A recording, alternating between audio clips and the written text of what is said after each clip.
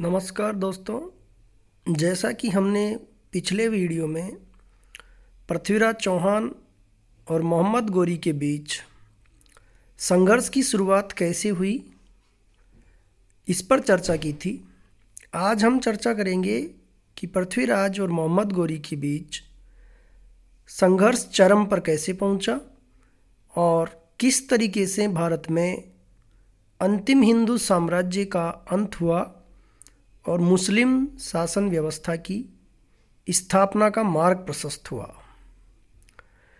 प्रथम तराइन के युद्ध में मोहम्मद गोरी की हार हुई थी, पृथ्वीराज चौहान की विजय हुई थी। लेकिन मोहम्मद गोरी पृथ्वीराज चौहान से हुई हार को भुला नहीं पाया और उसने पुनः चौहान साम्राज्य पर आक्रमण की एक सुव्यवस्थित योजना बनाई। एक वर्ष बाद ही मोहम्मद गोरी पुनः तराइन के मैदान में चौहान सेना का मुकाबला करने के लिए आ डटा। 1192 ईस्वी में पुनः तराइन के मैदान में ही राजपूत और मुस्लिम सेना के बीच तराइन का दूसरा युद्ध हुआ, जिसमें मोहम्मद गोरी का सहयोगी कन्नौज का शासक जयचंद गैडवाल भी था। इधर पृथ्वीराज का साथ देने वाले दिल्ली का गवर्नर गोविंदराज और मेवाड़ का तत्कालीन शासक समर सिंह था। युद्ध में गोरी की विजय हुई और पृथ्वीराज चौहान की हार हुई, जिससे भारत में मुस्लिम सत्ता का मार्ग प्रशस्त हुआ। चौहान साम्राज्य का अंत हो गया, जो कि भारत में शासन करने वाला अंतिम हिंदू साम्राज्य था। आखिर तराइन के युद्ध में मोहम्मद गोरी को जीत क्यों मिली, चौहानों की हार क्यों हुई, इसके कारण हमें आरएस मुख्य परीक्षा में 50 शब्द के प्रश्न में पूछे जा सकते हैं। उस हिसाब से ही हमने सुव्यवस्थित और पॉइंट वाइज सरल भाषा में कारण तैयार किए हैं। तो चौहानों की पराजय का एक सबसे बड़ा कारण ये था कि राजपूताना में राजपूत शासक की जो सेना होती थी वो सामंतों की सेना का मिला जुला रूप होती थी, जिसके कारण सैनिक सामंत के प्रति अधिक वफादार होते थे, शासक के प्रति कम होते थे, जिससे राजपूत सेना में एकता का अभाव होता था और उसमें कोई केंद्रीय नेतृत्व नहीं बन पाता था। इसके विपरीत तुर्कों की जो सेना थी वो काफ़ी संगठित और सुव्यवस्थित थी।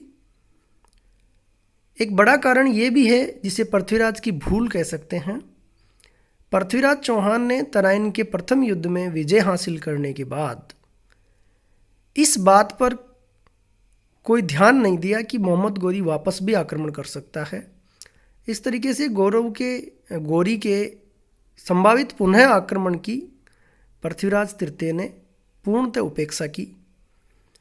इसके अलावा पृथ्वीराज चौहान और पूर्व के अन्य शासकों ने भारत पर चूँकि 712 से ही मुस्लिम आक्रमण शुरू हो चुके थे, जैसा कि अरबों ने सिंध पर आक्रमण किया था, उसके बाद भी भारत के शासकों ने उत्तर पश्चिम सीमा पर बाहरी आक्रमणों को रोकने के लिए और उनसे सुरक्षा पंक्ति बनाने के लिए कोई ठोस उपाय नहीं किए।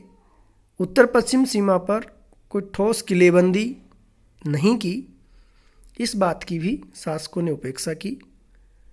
इसके अलावा